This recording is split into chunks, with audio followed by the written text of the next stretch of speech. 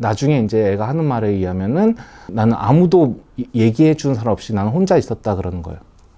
근데 저는 그 당시에 그걸 잘 몰랐어요. 애랑 얘기할 기회가 별로 없으니까. 애는 엄마를 통해서 이렇게 말했다고 해요. 아빠랑 요즘 둘이 있는 게 너무 어색하다. 안경? 저는 가족들을 돌보고 이제 완전한 어떤 안정적인 가정을 꾸려나가면서 아이들을 위해서 사는 대신에 내가 하고 싶은 거 하면서 살래, 내 목소리 내면서 살래라고 했었잖아요. 거기에 대한 죄책감은 늘 있습니다만 그래도 뭐 흔히들 드라마 같은 데 나오는 영화를 찍겠다고 집안을 다 말아먹고 빚더미 짓고 도망가는 그런 부모는 아니니까 최소한으로 이제 물에 떠 있을 수 있도록 밑에서 계속 물은 저으면서 그래도 위에서 불이로는 꽥꽥하면서 내 목소리를 내고 있다고 생각해요. 아직까지 제 작품들에 대해서는 자신이 있습니다. 그러니까 저는 사실 제가 랩을 하고 있으니까 힙합의 많은 기조들, 그러니까 나는 맘대로 할 거야, 내 맘대로 할 거야, 이게 참 멋있는 자세로서 좀 여겨지는 경향이 있는데 사실은 저는 희생이 정말 멋있는 거라고 생각을 하거든요. 내가 하고 싶었던 것이 있을 테고 누군들 눈빛 초롱초롱하지 않았던 시절이 있었겠습니까? 하고 싶은 것들이 있고 그때는 그랬었지라는 생각을 하면서 지금 씁쓸한 웃음을 짓고서 열심히 수레바퀴를 끌듯이 아이와 삶과 그런 것들 끌고 가고 있는 모습들이 결코 어떤 폄하될 만한 것은 아니라고 생각을 해요. 하지만 또 그걸 놓는 방식에 있어서 저는 동의할 수 없는 지점들은 있어요. 우리 사회에서 어떤 그 보편화된 시점 같은 것들. 제가 이걸 느꼈던 때가 영국에서 애들을 키웠는데 거기서 이제 있는 한국인 가족들끼리 다들 가가지고 무슨 영국에서 가장 높은 롤러코스터가 있다는 놀이공원에 가자 해가지고 새벽부터 막 그 음식 바리바리 싸고 막 애들 깨우고 입히고 정신없이 막 해서 갔어요. 갔는데 뭐 세상에서 제일 높은 롤러코스터가 있으면 뭐합니까? 애들 그냥 키에 맞는 거 하는데 뭐 심지어 우리가 타는 것도 아니고 애들 대신 줄 서 있다가 거기나 여기나 똑같더라고요. 줄 서 있다가 애들 태워주고 막 찰칵하고 뭐 울면은 달래고 화장실 데려가고 하루 종일 정신없이 막 보냈는데 정작 뭐 놀이공원 가서 내가 그렇게까지 기대했던 것도 아니지만 내가 한 건 없는 거야. 좀 돌아오는데 허무한 기분 있죠. 너무 허무한 거예요. 거기 왜 갔다 왔나? 내가 갔다 온 거 맞나 하는 생각이 드는데 이제 엄마 아빠들끼리 또 모여가지고 차 한 잔씩 마시잖아요. 그러고 있는데 아유 애들이 즐거웠으면 됐죠 뭐 이러는 거예요. 아니 근데 이게 당연한 말인데 나는 그때 아닌데 라는 생각이 먼저 드는 거예요. 근데 나는 지금도 이 얘기를 할 때 좀 망설여요. 나는 이걸 어떻게 해도 그때 내 이 심정 애들이 좋아했으면 됐다니 그럼 나는 뭔데? 나는 거기 뭐 운전사야?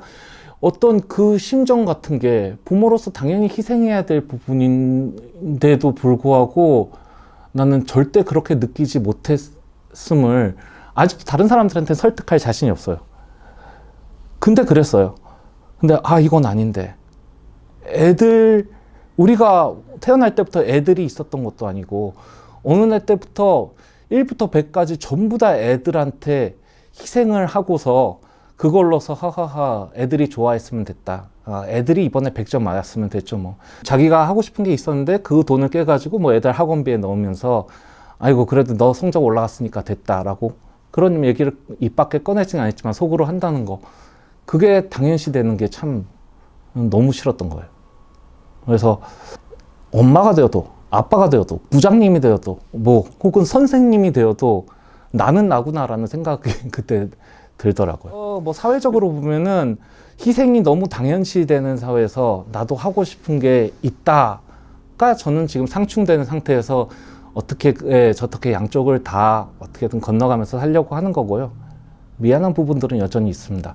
아이가 이제 특히 큰애는 이제 살짝 사춘기 접어들락 말락 할 때 영국 생활을 끝내고 한국에 와가지고 처음에 한국말도 잘 모르고 그러니까 좀 어눌하고 그래서 적응에 조금 어려움을 겪다가 나중에 중학교 들어와서는 친구 관계도 혼자 하나도 없이 나중에 이제 애가 하는 말에 의하면은 나는 아무도 얘기해 주는 사람 없이 나는 혼자 있었다 그러는 거예요. 근데 저는 그 당시에 그걸 잘 몰랐어요. 애랑 얘기할 기회가 별로 없으니까. 뭔가 일은 일하느라 바쁘고 내 거는 또 내 거 뭔가 하느라 바쁘고 하면서 보면은 나중에 애들하고 얘기를 하면은 얘기할 거리가 없는 거예요. 애는 엄마를 통해서 이렇게 말했다고 해요. 아빠랑 요즘 둘이 있는 게 너무 어색하다.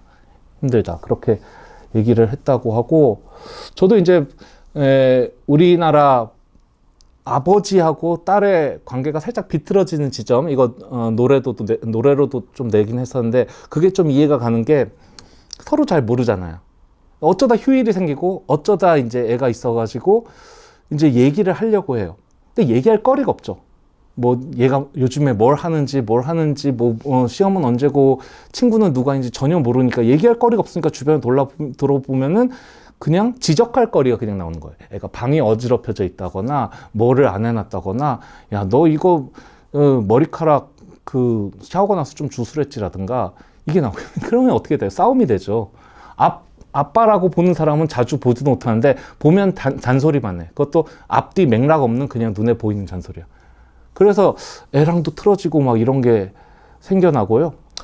요즘은 이제 조금 다른 도시 인천 쪽으로 이사를 와서 새롭게 시작을 하고 아이가 교우 관계도 좀 좋아지고 하고 저하고도 관계가 조금 더 좋아지고요. 그래서 그때 얘기를 종종 하는데 미안하죠. 내가 그랬었구나 하는 생각에.